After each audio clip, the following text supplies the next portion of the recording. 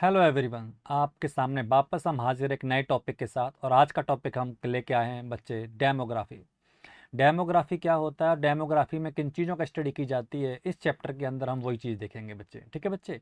Demo word या डेम्यू word पहले आप सुन चुके हो जब मैंने आपको एपिडेमियोलॉजी पढ़ाई थी। नहीं पढ़ी तो वो वीडियो पढ़ लेना। इसके अंदर हम जो देखते हैं बच्चे, व्हाट इज़ एक्चुअल डेमोग्राफी। ये जो डेमोग्राफी वर्ड है ये दो वर्ड से मिलके बना होता है। एक वर्ड है डेमो और एक वर्ड होता है बच्चे graphy. So they are the two different word which combined and form a word, that the word is known as the demography. What do you mean by graphy? Graphy means that is study. आप जो जैसे geography, जैसे कि आपने जो भूगोल की study करते हैं उसे क्या कहते हैं, जियोग्राफी। बात यही है कि ग्राफी वर्ड के साइंस में किस नाम से आता है, दैट इज फॉर स्टडी। और डेमो वर्ड किसके लिए आता है, demo word we use for population.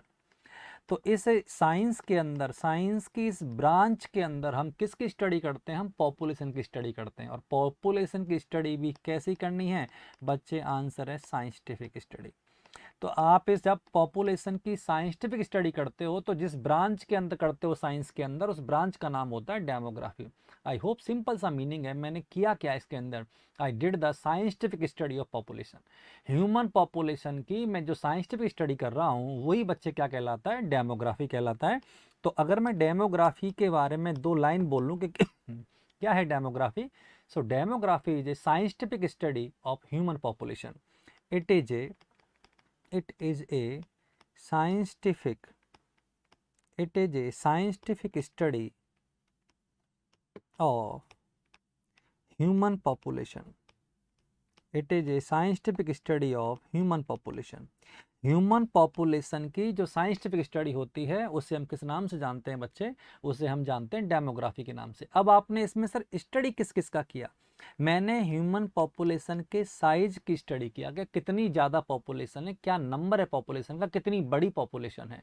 फिर मैंने उसकी कंपोजिशन को चेक किया। किसको चेक किया, कंपोजिशन को चेक किया। और कंपोजिशन में आपने क्या चेक किया, कंपोजिशन में आपने उसका एज चेक किया कि किस एज के बच्चे, किस एज की पॉपुलेशन ज़्यादा है, किस एज, कौन से एज ग्रुप के लोग ज़्यादा हैं इस पॉपुलेशन में, कौन से जेंडर के लोग ज़्यादा हैं इस पॉपुलेशन के अंदर। समझ में आ रहा है ना बच्चे। तो हर एज ग्रुप के अलग अलग होते हैं, हर जेंडर के अलग अलग होते हैं। तो बस मुझे वही देखना है कि कौन सी एज और कौन से जेंडर के बच्चे इस पॉपुलेशन के अंदर ज़्यादा हैं। तो in that condition we are study about the composition. मैं उस पॉपुलेशन की कंपोजिशन को चेक कर रहा हूँ। फिर मैं ये देख रहा हूँ डिस्ट्रीब्यूशन के, ऐसा कौन सा एरिया है जहाँ पर डेंसिटी ज़्यादा है और ऐसे कौन से एरिया हैं जहाँ पर डेंसिटी कम है। यानी पॉपुलेशन की डेंसिटी कहाँ ज़्यादा है, यानी पर स्क्वायर एरिया में कितने लोग रह रहे हैं, और कहाँ ये बहुत ज़्यादा रहते हैं, कहाँ ये बहुत कम रहते हैं। आपको अच्छे से पता है, आप राजस्थान में बैठ के देख रहे हो तो आपके पास डेमोग्राफी जो पॉपुलेशन डेंसिटी है वो कम है। अगर मुंबई में चले जाओ तो वहाँ, यहाँ पे स्लम में चले जाओ तो वहाँ डेंसिटी ज़्यादा है, वहाँ छोटे छोटे घरों में कई लोग रहते हैं। यहाँ के आप पूरा अपना घर बना रखा है, सामने फार्म हाउस खोल के बैठे हो, सामने आपने गार्डन बना रखा है, कुर्सी में डाल के बैठे हो, इतनी इतनी जगह है नहीं बाकी के लोगों के पास।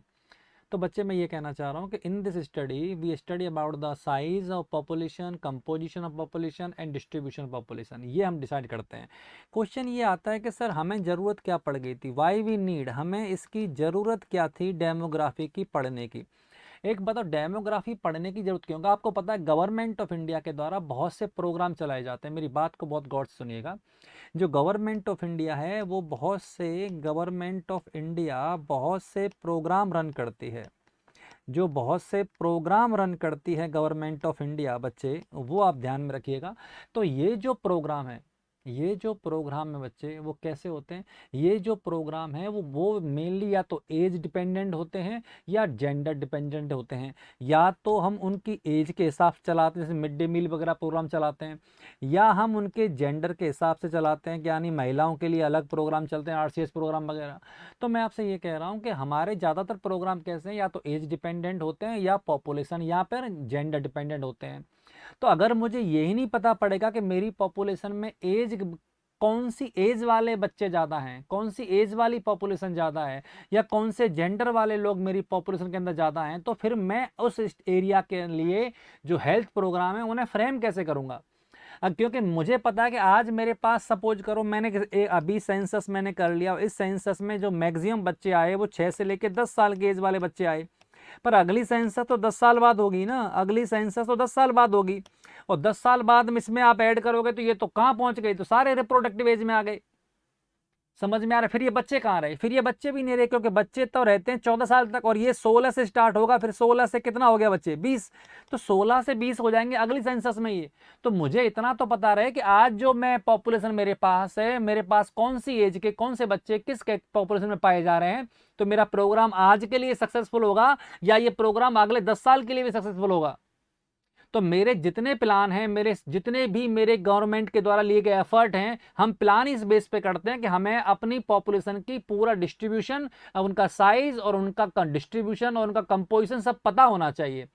आपको पॉपुलेशन का साइज पता होना चाहिए, आपको पॉपुलेशन का कंपोजिशन पता होना चाहिए, आपको पॉपुलेशन का डिस्ट्रीब्यूशन पता होना चाहिए। क्या प्लान करने के लिए? हेल्थ प्रोग्राम प्लान करने के लिए।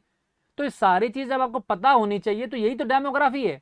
और मैंने आपसे क्या क्या, डेमोग्राफी है क्या? यही तो है कि पॉपुलेशन के साइज को बताना, पॉपुलेशन की कंपोजिशन को बताना और पॉपुलेशन के डिस्ट्रीब्यूशन को बताना। यही तो बताया ना मैंने आपको। ये क्या है? यही तो है बच्चे डेमोग्राफी।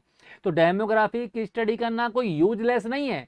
डेमोग्राफी की स्टडी करके हम ये बता सकते हैं कि पॉपुलेशन में टाइम पे टाइम क्या चेंजेस आ रहे हैं। आज जो पॉपुलेशन जिस एज ग्रुप के सबसे बच्चे ज्यादा हैं, आगे हो सकता है अगले सेंसस में वो कुछ और ज्यादा बन जाए।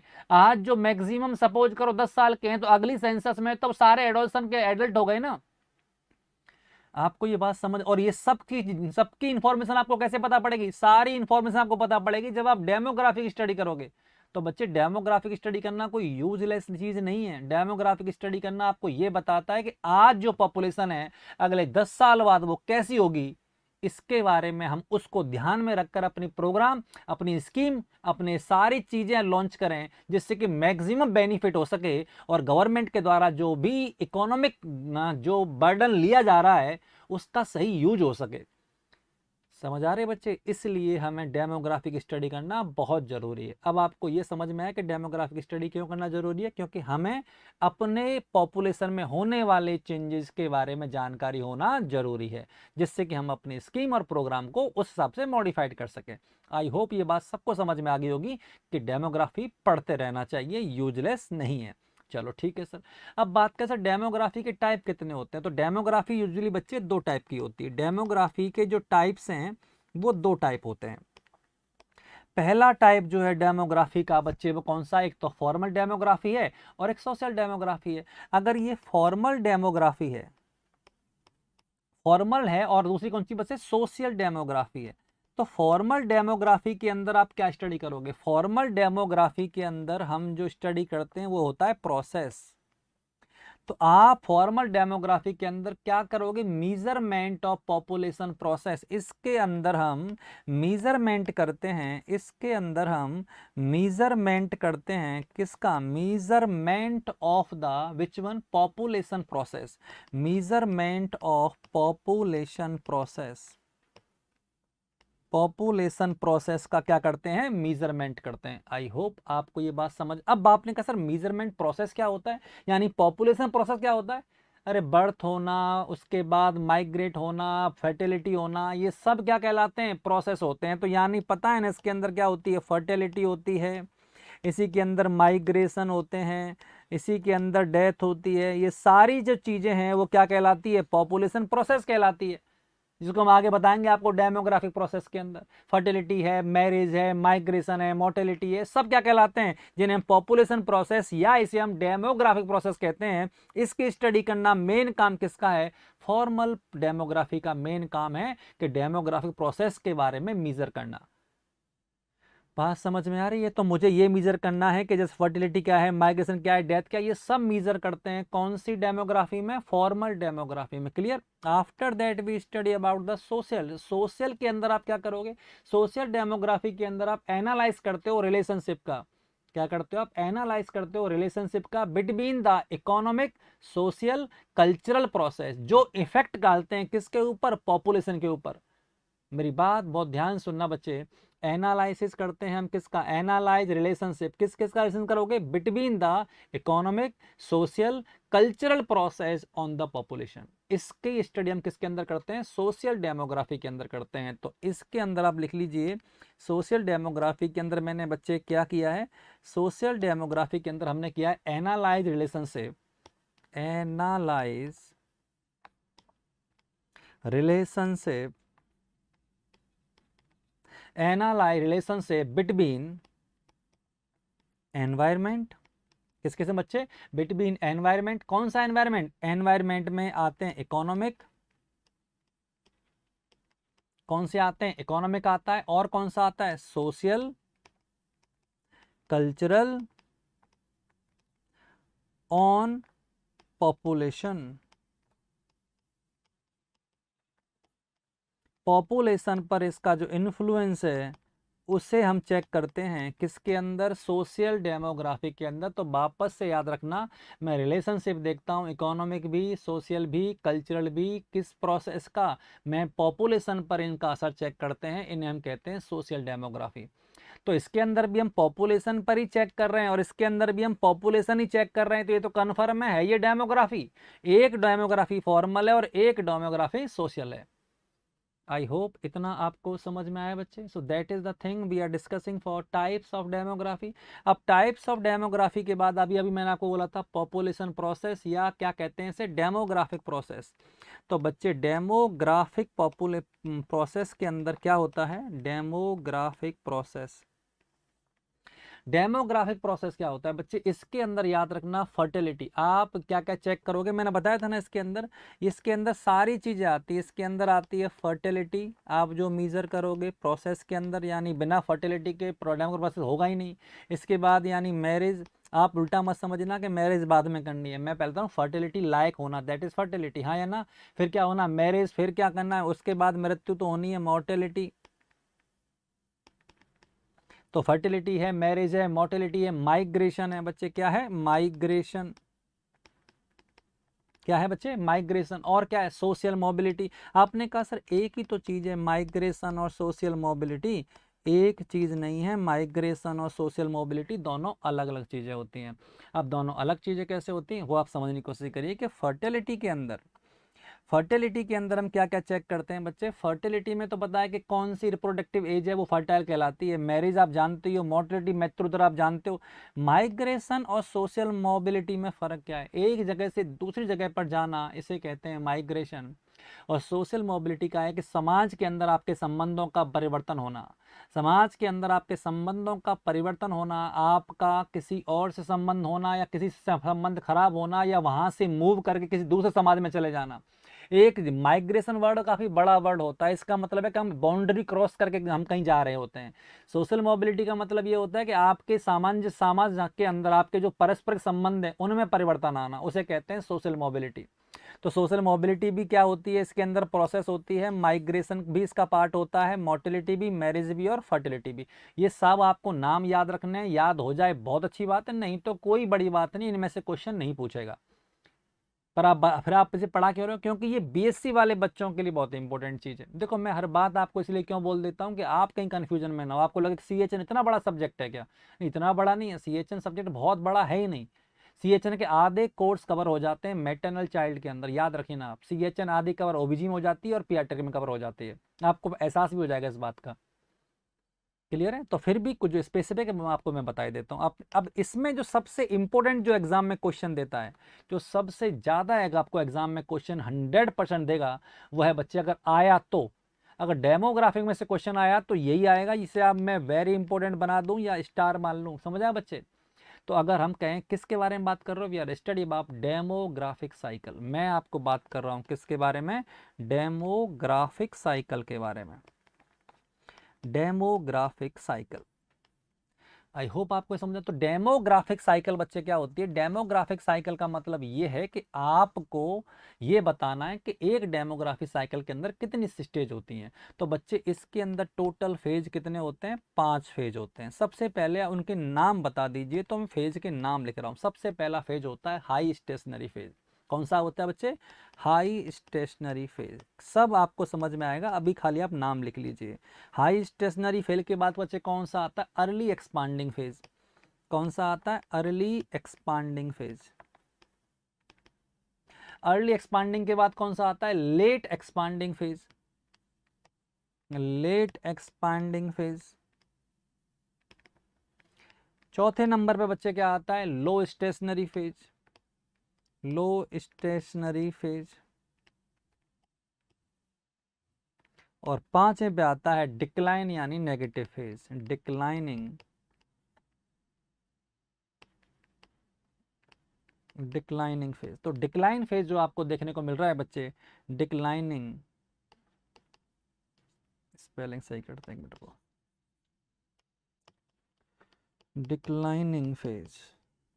तो ये जो डिक्लाइनिंग फेज है ये कौन से नंबर पे? पांचवें नंबर पे। तो टोटल कितने फेज हो गए? 5। पहला है high stationary phase, early expanding phase, late expanding phase, low stationary phase और डिक्लाइनिंग फेज। तो टोटल 5 फेज हो गए। अब इन पांचों फेज को मैं ग्राफ के द्वारा आपको बताऊंगा और 1 बाई 1 करके समझाऊंगा। तो जितना भी आप में कंसंट्रेट करने की क्षमता है आप उसे कंसंट्रेट करिए और हर बात को समझने की कोशिश करिए जो मैंने आपसे कहा है। क्लियर? सबसे पहले हम बात करते हैं कि इसके अंदर पहला जो फेज आया है उस फेज का नाम बताइए। उस फेज का नाम है हाई स्टेशनरी फेज। क्या नाम है? High stationary phase. इस हाई स्टेशनरी फेज को समझाने के लिए आप इस प्रकार से समझिए कि बच्चे देखो, एक तो होती है मेरे पास बर्थ रेट और एक हमारे पास है डेथ रेट। तो बच्चे एक है बर्थ रेट और एक है डेथ रेट। क्लियर है? इसके अंदर क्या होता है, अगर मैं देखूं कि यहां से ग्राफ चालू कर रहा हूं मैं, ठीक है बच्चे, तो यहां से अगर मैं फर्स्ट फेज की बात कर रहा हूं तो बर्थ रेट भी हाई है और डेथ रेट भी हाई है। दोनों ही ज्यादा हैं, यानी बर्थ रेट भी ऊपर चल रही है और डेथ रेट भी ऊपर चल रही है। और ये कितना? इतना ऊपर चल रही है बच्चे, हाँ या ना बच्चे? तो डेथ रेट भी ऊपर है, बर्थ रेट भी ऊपर है, पर दोनों में कांस्टेंट क्या बना हुआ है? दोनों में कांस्टेंट गैप बना हुआ है। कांस्टेंट गैप का मतलब कि दोनों पास नहीं आ रहे और दोनों दूर नहीं जा रहे, दोनों ऐसे चल रहे हैं पर बहुत ऊपर चल रहे हैं। ऐसे समझिए, एक है डेथ रेट, एक है बर्थ रेट, यूं चल रहे हैं पर ये दोनों के बीच में गैप है। दोनों के बीच में गैप है, मतलब इस कंडीशन के अंदर बर्थ रेट भी कैसी दिखा रहा है? हाई। और डेथ रेट भी कैसी दिखा रहा है? हाई। क्योंकि दोनों ही चीजें हाई हैं और दोनों के बीच में गैप अभी तक सेम है, स्टेशनरी है, तो इसीलिए इसका नाम पड़ गया है हाई स्टेशनरी फेज। यानी कि ना तो डेथ रेट कम हो रही है ना बर्थ रेट कम हो रही है और दोनों के बीच में गैप भी ना कम हो रहा है ना गैप बढ़ रहा है। इसका मतलब स्टेशनरी है, समान है। और क्योंकि हाई की बात कर रहे हैं तो नाम पड़ेगा बच्चे हाई स्टेशनरी फेज। आई होप आपको ये बात समझ में आ गई होगी कि हाई स्टेशनरी फेज के अंदर क्या होता है। इसके अंदर हाई तो होती है बर्थ रेट और हाई होती है डेथ रेट। याद रहेगा बच्चे? इसलिए इनके बीच में जो पॉपुलेशन है वो कैसी रहेगी? स्टेशनरी रहेगी। यानी लोग मर भी ज्यादा रहे क्या फर्क पड़ता है, पैदा भी तो ज्यादा हो रहे हैं। अगर मर ज्यादा रहे हैं तो कोई बड़ी बात नहीं, उतने ही क्या हो जाते हैं? पैदा हो जाते हैं। तो पॉपुलेशन कैसी बनी रहती है? स्टेशनरी बनी रहती है, मतलब पॉपुलेशन में कमी नहीं आती है। आई होप आपको ये बात समझ में आ गई। तो ये सर कौन से देशों में ज्यादा मिलते हैं? ये गरीब देशों में ज्यादा मिलता है। अरे ये तो नाम बड़ा अच्छा था, हाई स्टेशनरी तो बढ़िया नाम है, नाम ही अच्छा है। बाकी ज्यादातर ये गरीब देशों में होता है। आपने कहा गरीब देशों में ऐसा क्यों होता है सर? क्योंकि गरीब देशों में लोगों के पास जनसंख्या बढ़ाने के अलावा कोई काम तो है नहीं, तो वो तो रात दिन किसमें लगे हुए हैं? बर्थ रेट को बढ़ाने में। उनके पास ना जॉब है, ना उनके पास कुछ रिक्रिएशन के साधन है, ना उनके पास कुछ और काम करने को है। वो जब भी फ्री हुए उन्होंने यही काम किया और यही काम किया, तो इंशाअल्लाह उन्होंने बढ़िया तरीके से बनाए रखा, क्या? अपनी बर्थ रेट में कमी नहीं आने दी। बात समझ में आ रही है बच्चे? तो बर्थ रेट में कमी नहीं आने दी तो मतलब बर्थ रेट लगातार बढ़ती रही। अब क्योंकि उनके पास संसाधन नहीं है डायग्नोसिस के, ना उनके पास संसाधन है ट्रीटमेंट के, ना उनकी हेल्थ सर्विसेज अच्छी है, उनके हेल्थ सिस्टम पे पैसा बिल्कुल है नहीं, एकदम कंगाल हो चुके हैं, तो बच्चे एक बात बताइए, जब कंगाल ही हो चुके हैं, ना उनके पास डायग्नोसिस मीजर है, ना ट्रीटमेंट है, ना प्रॉपर वैक्सीनेशन है, कुछ अच्छा है ही नहीं, तो वहां बीमारियों से मरने वाले व्यक्तियों की संख्या भी ज्यादा होगी। तो वहां पर मरेंगे भी ज्यादा क्योंकि हेल्थ सिस्टम पुअर है, और बच्चे पैदा भी ज्यादा होंगे क्योंकि और कुछ काम नहीं है, और फैमिली प्लानिंग कोई सोचता ही नहीं है। तो गरीब देश जितने हैं उनमें यही होता है। कौन सा? High stationary phase. क्या भारत कभी इस फेज में रहा है? क्या भारत कभी इस फेज में रहा है? हाँ, भारत इस फेज में रहा है। कब रहा है? अप टू 1920, 1920 तक इंडिया इसी फेज में था। 1980 तक इंडिया इसी फेज में था। क्या नाम है इस फेज का? High stationary phase. क्लियर बच्चे? तो हाई स्टेशनरी फेज में क्या क्या पॉइंट है, आपको वापस से मैं एक बार रिवाइज करा देता हूं। इसके अंदर कोई पूछे तो हाई बर्थ रेट, इसकी बर्थ रेट कैसी थी? हाई। हाई क्या है इसकी? Death rate. क्लियर बच्चे? और इसकी पॉपुलेशन, क्योंकि हाई बर्थ रेट है, हाई डेथ रेट है, इसका मतलब पॉपुलेशन रिमेन स्टेशनरी। सो पॉपुलेशन रिमेन स्टेशनरी। पॉपुलेशन कैसी रही है? स्टेशनरी रही है। समझ आ रहा है? ना तो पॉपुलेशन कम हो रही है, ना ही पॉपुलेशन बढ़ रही है। ठीक है बच्चे, कहां पर होता है ये? Mostly in economic weak countries, आर्थिक रूप से कमजोर देशों में ज्यादा होती है। कौन सी बच्चे? That is high stationary phase. अब आपने कहा इंडिया कब तक था? Up to 1920 India include in this phase. इस फेज में ही शामिल था। कौन? भारत। कब तक? 1920 तक। क्या पहला फेज समझ में आया आपको? ऑब्वियस सी बात है, समझ में आ गया होगा। इतना बढ़िया हमने समझाया है, आपको समझ में तो आना ही चाहिए था। ठीक है बच्चे, तो आपको ठीक है ये समझ में आया। और बताइए सर इसके अलावा कौन सा है? अब है बात करते हैं सेकेंड फेज की। और सेकेंड फेज कौन सा होता है बच्चे, हम वो बात कर रहे हैं। तो सेकेंड फेज के अंदर नाम हमने क्या बताया था? Early expanding. क्या बताया था? Early expanding.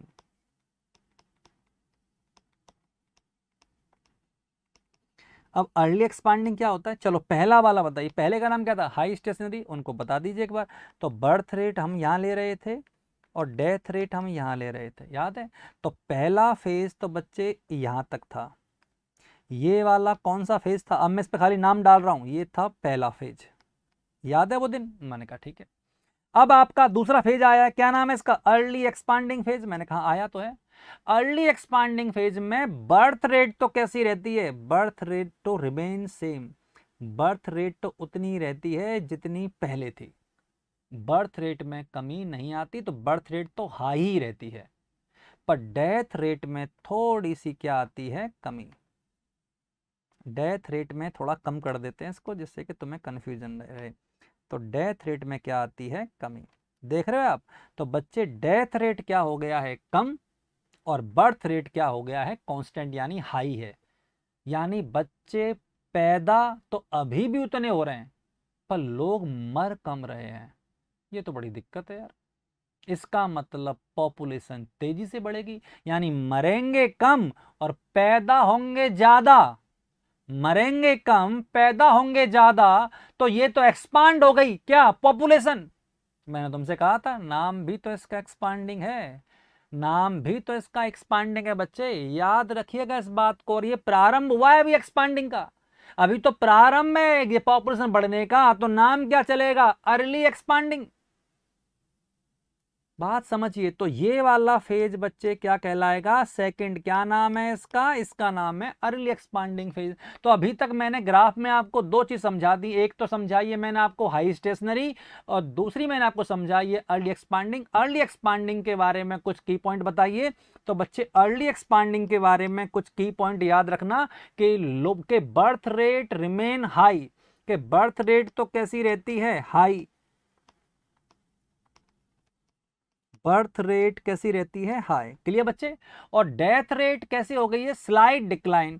तो डेथ रेट में क्या हो गई है? Death rate slightly death rate slightly decline, death rate slightly decline, death rate में क्या हो गई है, कमी। बात समझ में आ रही? तो इसका मतलब है कि इसका रिजल्ट क्या निकलेगा, पॉपुलेशन इंक्रीज रैपिडली। तो रिजल्ट क्या निकला, result is population, result is population increase rapidly, population increase rapidly, तेजी से बढ़ेगी कौन, पॉपुलेशन। समझ आ रहा है बच्चे? अब बात है कि सर डेथ रेट डिक्लाइन कैसे हो गई। डेथ रेट डिक्लाइन हुई है due to the improvement in food supply, health supply, health services और सैनिटेशन, इसलिए डेथ रेट क्या हो गई है, कम।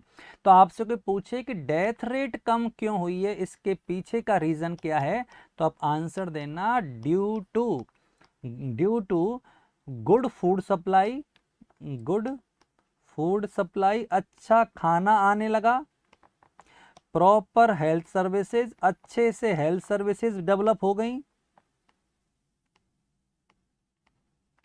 और प्रॉपर क्या मेंटेन रहा, सैनिटेशन, अच्छे से क्या मेंटेन रहा है, सैनिटेशन। तो इन सब से मिलकर जो रहा है बच्चे, इसलिए इस पॉपुलेशन की डेथ रेट क्या हो गई है, कम हो गई है, पर बर्थ रेट अभी भी ज़्यादा है। तो सर ये कौन से देशों में पाया जाता है, याद रखना, it is a dub, example क्या है इसका, ये है अकर इन, ये कहाँ होता है, occur in developing country, developing countries of, occur in developing countries of Asia and Africa, Asia और अफ्रीका, एशिया और अफ्रीका के देशों में जो कॉन्टिनेंटल हैं, वहाँ पर जो डेवलपिंग कंट्री हैं उनमें ये फेज देखने को मिलता है, कौन सा, अर्ली एक्सपांडिंग फेज। तो बच्चे याद रखना, early expanding phase, high stationary phase, दो फेज हो चुके हैं। इसके बाद हम बात करते हैं फेज नंबर 3 की, और इसका नाम क्या है बच्चे, इसका नाम है लेट एक्सपांडिंग फेज। क्या नाम है, late expanding phase. Late expanding phase का मतलब बताइए। पहले मैं बता दूं कि मैं आपको अब तक 2 ऑलरेडी समझा चुका हूं, वापस से मैं साथ के साथ रिवाइज बार बार क्यों बना रहा हूं, तो मैं याद करना है, ये कोई तुम्हारे डेकोरेशन के लिए नहीं बना रहा हूं। तो पहला फेज ये था जिसमें दोनों हाई थे, याद है इसका नाम क्या था, हाई स्टेशनरी फेज। फिर एक फेज ऐसा आया जिसमें ये तो क्या रहा, हाई रहा, पर ये क्या हो गया, ड्रॉप हो गया। ये हो गया कौन सा, ये है फर्स्ट, ये है सेकंड। क्लियर बच्चे? थर्ड के अंदर क्या होता है, ये जो बर्थ रेट है वो भी गिरने लगती है, डिक्लाइन भी होता है किसके अंदर, बर्थ रेट के अंदर, बट डेथ रेट का डिक्लाइन ज्यादा होता है। समझ में आ रहा है? याद रखना बच्चे, तो इसका मतलब ये है कि अभी तक बर्थ रेट ज्यादा है और डेथ रेट कम है, तो इसके अंदर भी पॉपुलेशन बढ़ेगी तो जरूर, पर आपने कहा दोबारा बताना सर, मैंने आपसे ये कहा कि इसके अंदर भी बर्थ रेट कम होने लगी है, बर्थ रेट तो कम होने लगी है, पर डेथ रेट और कम हो गई है। आप समझे? तो बर्थ रेट भी कम हुई है, डेथ रेट भी कम हो रहा है, बट क्योंकि डेथ रेट ज्यादा तेजी से कम हो रहा है, इसका मतलब यह है कि बर्थ रेट टोटल अभी भी ज्यादा है किससे, डेथ रेट से। समझ में आ रहा है ना बच्चे? क्योंकि कमी तो हुई है, पर ज्यादा कमी किस में हुई है, ज्यादा कमी हुई है डेथ रेट के अंदर। तो बच्चे कोई पूछे कि थर्ड में क्या हुआ है, तो थर्ड में कमी दोनों में होती है, पर ज्यादा कमी डेथ रेट में होती है, इसलिए इसके अंदर भी पॉपुलेशन बढ़ती है। तो आपको मैंने क्या बताया बच्चे, इसमें आपको क्या लिखना है, इसमें आपको लिखना है कि birth rate decline, start to decline, birth rate begins यानी नीचे आने लगी है बच्चे, डेथ रेट डिक्लाइन फर्दर, आगे डेथ रेट भी डिक्लाइन हो गई और ज़्यादा, decline further, birth rate start to decline और death rate decline further, death rate आगे और ज़्यादा कम हो गई, हाँ या ना बच्चे? But birth rate still more than death rate, अभी भी बर्थ रेट डेथ रेट से ज़्यादा है। सो increase in population, so increase in population occur, अभी भी पॉपुलेशन में इंक्रीमेंट होता है। समझ आए बच्चे? हम किसके बारे में बात कर रहे हैं? ये हम बात कर रहे हैं डेमोग्राफिक साइकिल के बारे में, और मैं आपको बता रहा हूँ कौन सा स्टेज, कौन सा फेज, थर्ड फेज। क्या नाम है इसका? Late expanding phase. तो लेट एक्सपांडिंग फेज में सर और क्या होता है? लेट एक्सपांडिंग फेज के अंदर बर्थ रेट में भी कमी है, मैं बता रहा हूँ आपको, हाँ या ना? तो बात है सर डेथ रेट में तो कमी आपने बता दी कि फूड सिक्योरिटी अच्छी है, अच्छे सैनिटेशन है, इसलिए डेथ रेट कम हो रही है। पर ये बताओ बर्थ रेट कैसे कम हुई? तो बात है कि सर बर्थ रेट कैसे फॉल हुई, बर्थ रेट फॉल होने के पीछे रीजन क्या क्या है? बर्थ रेट फॉल होने के पीछे सबसे मोस्ट कॉमन रीजन जो आपको याद रखना बच्चे, मोस्ट कॉमन रीजन है वो है कॉन्ट्रासेप्टिव, कॉन्ट्रासेप्टिव असेसिबिलिटी। इजिली मिलने लगे हैं कॉन्ट्रासेप्टिव, इसलिए लोगों ने यूज करना शुरू कर दिया, लोगों ने यूज करना शुरू कर दिया तो जनसंख्या कम होने लग गई। ठीक है बच्चे? तो एक तो कॉन्ट्रासेप्टिव की एक्सेसिबिलिटी होना मेन कॉज माना जाता है बर्थ रेट के कम होने का, और एक है वुमेन एम्पावरमेंट, यानी महिलाओं ने सोच लिया कि हम सिर्फ बच्चे पैदा करने की मशीन नहीं है, अब हम काम भी करेंगे, और बच्चा पैदा करना जिंदगी का पार्ट है, जिंदगी ही नहीं है बच्चा पैदा करना। तो उन्होंने कहा हम और भी काम करेंगे। तो वुमेन एम्पावरमेंट, एम्पावरमेंट इसका दूसरा कॉज है जिसकी वजह से बर्थ रेट क्या हो रही है? डिक्लाइन। और याद रखना आज के देश में, आज के टाइम में, आज की भारत, आज का देश, हमारा देश हिंदुस्तान इसी स्टेज में है। आज कोई पूछा जाए कि भारत कौन से फेज को बिलोंग करता है, तो आप आंसर दे देगा बच्चे, कौन से को? इसको, लेट एक्सपांडिंग फेज को। So India belongs to, India belongs to this phase,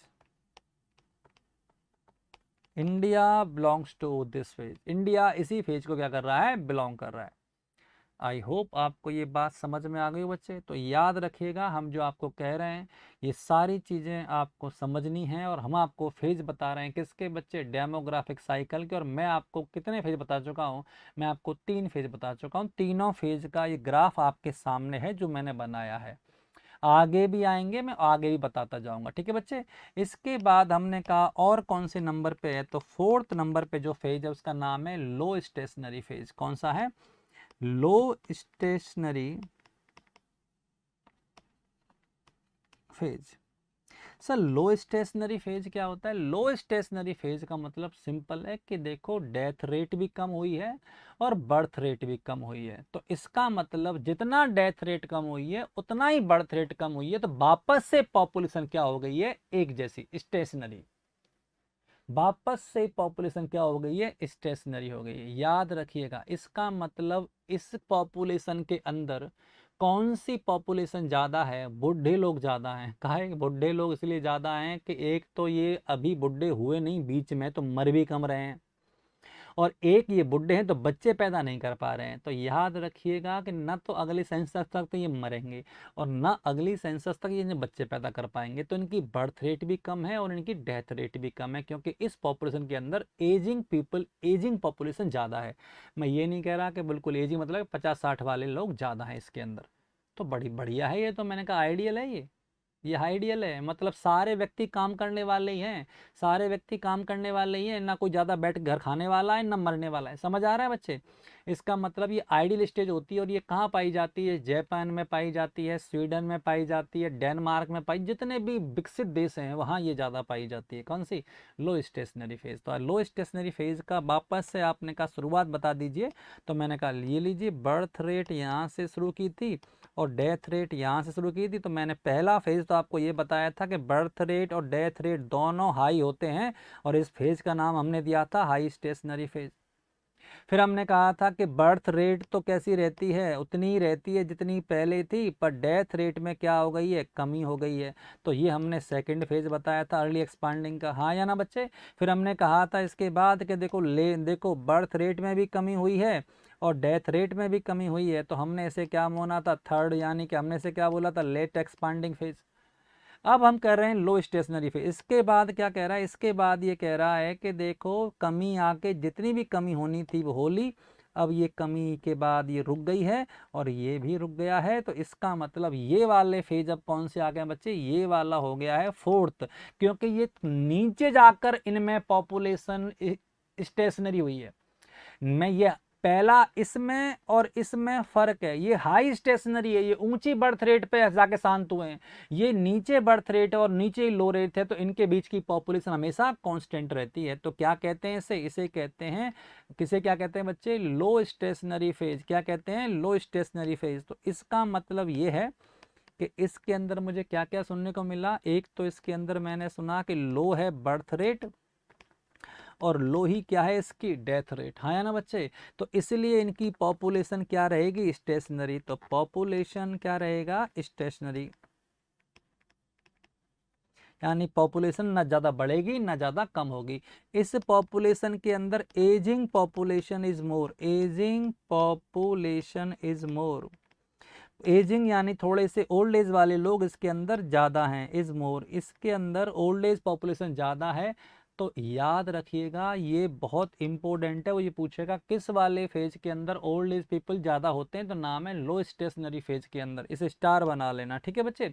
अच्छा, तो ये कैसी पॉपुलेशन है, मैंने कहा ये तो वाला तो जो है वो आइडियल है, ऐसी पॉपुलेशन ही सबको चाहिए कि छोटे बच्चे कम हो और बड़े लोग ज़्यादा हो, जिससे अर्निंग ज़्यादा हो, तो ये आइडियल पॉपुलेशन कहलाती है। कौन सी वाली, आंसर है लो स्टेशनरी फेज। एग्जाम्पल बता दीजिए लो स्टेशनरी फेज का, अभी तो मैंने आपको बताया था डेनमार्क, स्वीडन, तो स्वीडन है एक तो इसका आंसर, एक इसका आंसर डेनमार्क है, डेनमार्क है, और इसका जापान, क्या आंसर बच्चे, जापान।